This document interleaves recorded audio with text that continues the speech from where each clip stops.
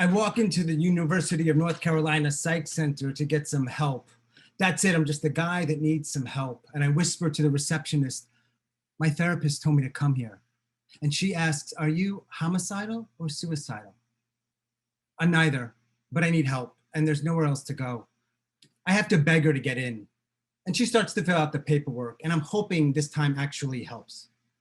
10 years ago, 2008, I'm living in New York. I went to a psych center because I needed help and mostly I was just locked up and it didn't help and I don't want that again. A female nurse takes me to a small room and she says, change into these, and she hands me a bag and takes my backpack and she doesn't tell me why, and then she leaves. And I change, green smock, blue socks. Okay, I'm ready. I want to let them know that I'm ready, but the door doesn't open. I'm here less than an hour and I'm already locked up. And I'm looking out the small window of the door and I start to get really scared. Eventually, the nurse comes back, but she's not alone, she's with a cop. And she says, come with us. And we walk in this crowded hallway. I'm the only one dressed like this and they're not saying anything. And I ask, where are we going? And she says, the 3rd floor. I said, I thought the psych unit was on the 5th floor. We're going to the psych ER. I start to ask another question and the cop interrupts me. He says, don't ask questions. It'll make your stay a lot easier. And he's got a gun, so I don't ask.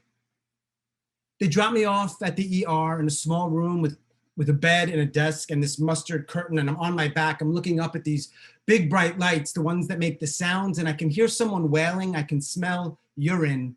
2 people are over me. They're taking vitals, they're filling out paperwork, they're talking, but not to me. And I'm getting more scared now and I want to go home. And later that day, I leave my space. I find a guy wearing a white coat. He looks like a younger version of me. He's got no hair. I say, please, can I call my sister? He says, go back to your room.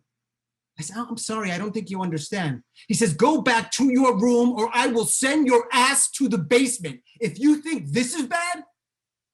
And that's all he says. He's staring at me, he's nodding, and he walks away. And I'm thinking, yeah, I do think this is bad. And I go back to my room and I wait for what I don't know. And now I'm not just scared, I'm getting angry. The next afternoon, a doctor visits me. He looks about my age. He asks me, how are you feeling? And he's looking down at his clipboard. How am I feeling? I need help. There was nowhere else to go. That's how I'm feeling. I came here and I got locked up. That's how I'm feeling. I'm being treated like an animal, like a deadly animal. So how do you think I'm feeling?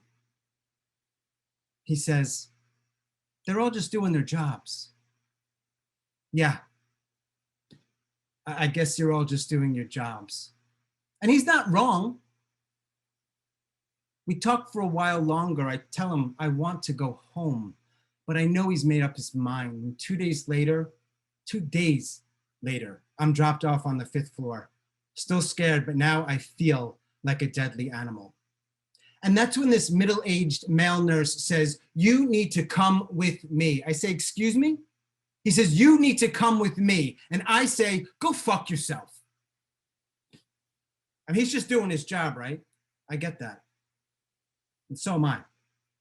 And now we're looking at each other, 2 grown men, and I'm waiting for him to push back just as hard or harder.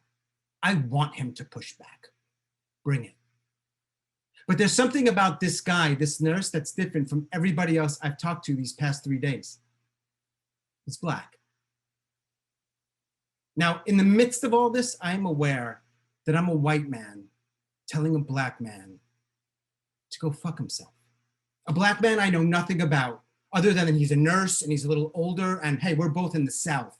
So I imagine he has put up with some stuff in his life. People saying things like I just said, people that look like me. And I don't need to know him to know that. But right now, I'm not just a white guy, I'm a deadly animal. I have been here for 3 days. It has felt like 3 months, and I have not gotten any help. And we are still looking at each other.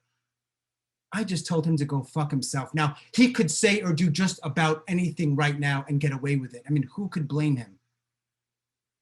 But then he does something that, were the roles reversed, I don't think I would have done. He smiles. And he asks me if I want anything. And I think he's joking. Yeah, sure, a cup of coffee, cream, no sugar. A few moments later, he brings it to me. There's cream in it, and I take a sip, no sugar, just like I like it. And we sit drinking coffee. He says, I'm Vernon. I say, hey, Vernon, I'm Sean.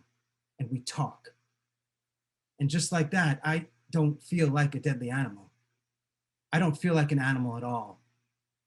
Now, I don't know if this has anything to do with race or racial divide.